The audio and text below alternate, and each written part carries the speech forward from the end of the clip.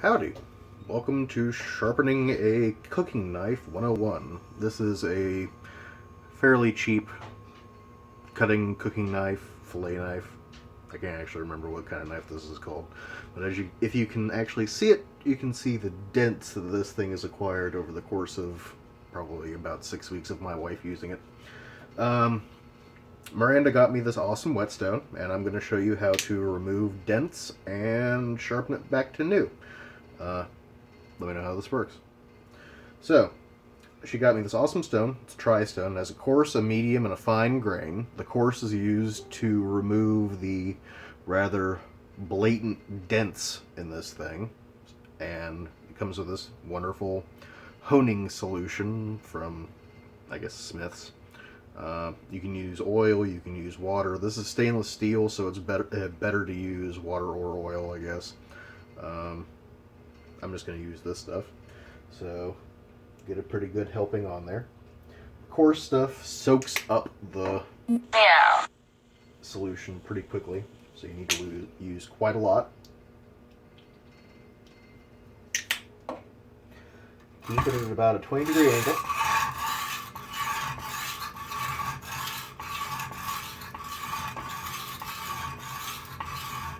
Smooth motions at about 20 degrees are great. Depending on what kind of knife you're using, it might be better to use 15, it might be better to use 30. But since this thing's about a 20-degree angle to begin with, it works out well.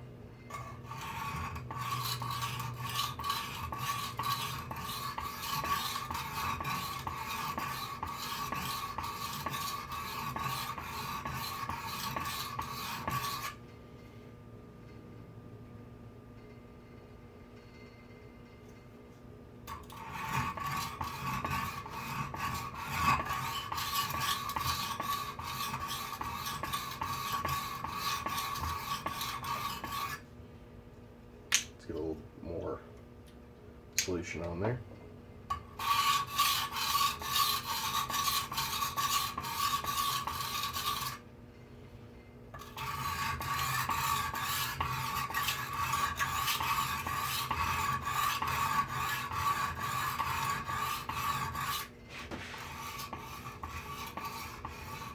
For the tips of knives, you usually need to follow the curve, add a little bit less pressure to it, and just follow it as best you can.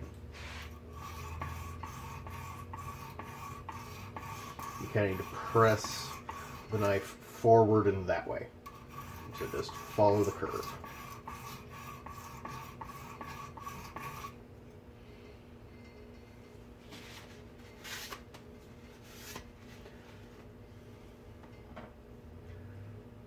Still has a little nick right here where it was pressed up against something, but at least now it's not interfering with the blade. So then we move on to the medium. This one soaks up significantly less, so you can just leave it on there and follow along.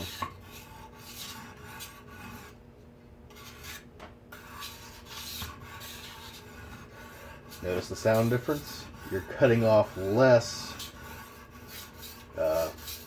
steel as you go, or you're grinding off less steel as you go.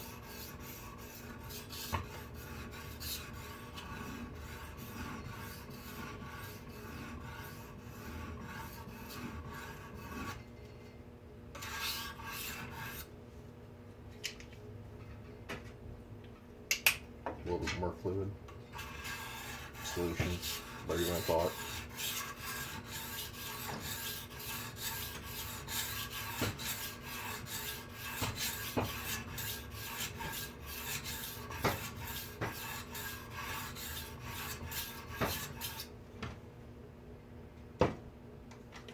Already getting back to being sharp.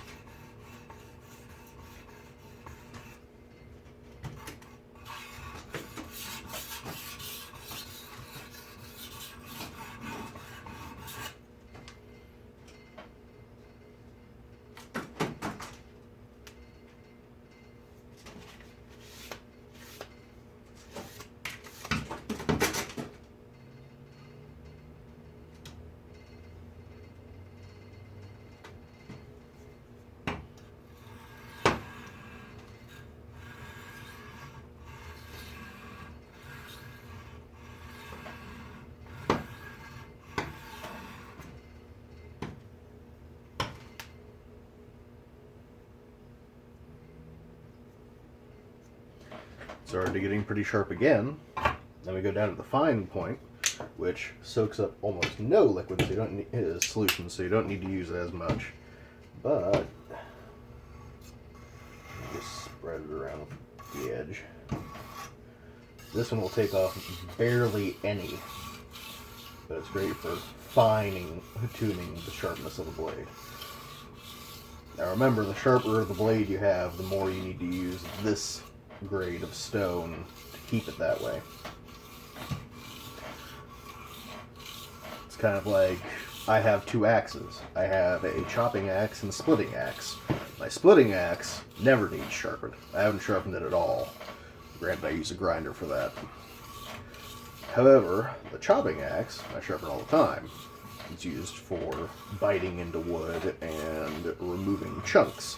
The splitting axe is just meant for splitting wood.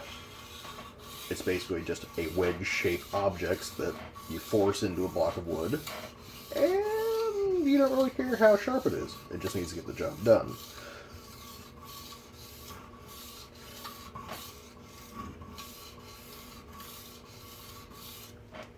You can see how much material is being removed just by how grimy the honing solution is getting.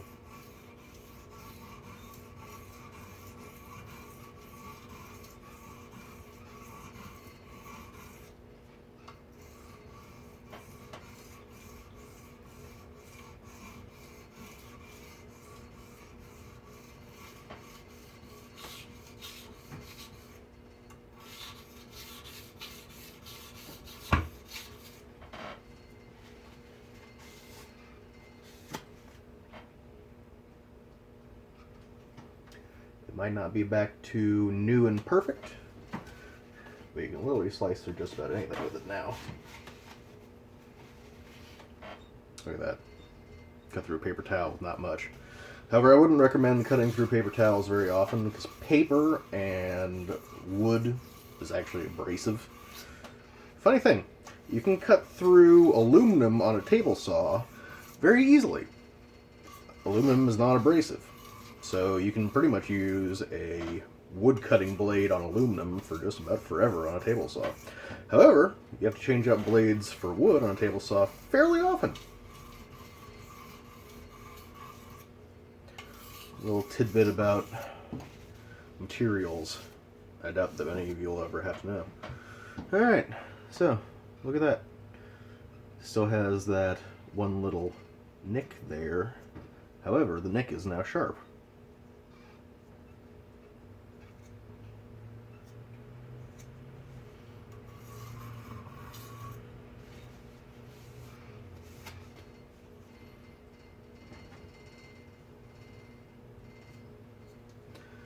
Yep, quite sharp.